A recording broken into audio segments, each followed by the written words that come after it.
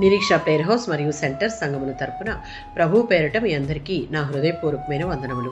ఈరోజు దేవుని వాగ్దానం యెషయా గ్రంథం 55వ అధ్యాయం 12వ వచనం. మీరు సంతోషముగా బయలు వెళ్ళుదురు, సమాధానము పొంది తోడుకొని పోయేదురు. దేవుడు చేసిన విమోచన కార్యాన్ని బట్టి ఆయన ప్రజలు ప్రకృతి సహితం సంతోషముతో సంగీతనాదం చేస్తాయి. ఎడారి ప్రాంతము పచ్చని అరణ్యముగా మారుతుంది. అనగా ఇశ్రాయేలు విడుదల పొంది ఆ దేశం దీవెనతో సమృద్ధిగా ఉన్న దృశ్యాన్ని ఇక్కడ మనం చూడవచ్చు. దేవుడు వారి ఎడల చేసినటువంటి విడుదల కార్యంలో వారిని సమాధానంతో నింపి వారిని తోడుకుని వెళ్తాడు. దీనిని చూసి సృష్టి అంతా కూడా దేవునిని స్తుతిస్తుంది. యెషయా గ్రంథం 44వ అధ్యాయం 23వ వచనం.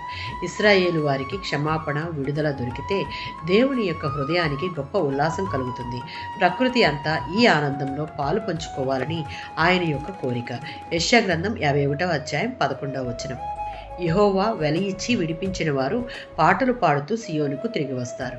వారి తలల మీద శాశ్వతమైన ఆనందం ఉంటుంది.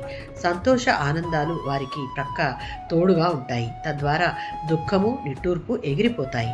సమాధానము చేత వారి హృదయాలు నింపబడి ఇతరులకు సాక్షులుగాను మాదిరికరంగాను ఉంచుతారు. యెషయా గ్రంథం 54వ అధ్యాయం 10వ వచనం.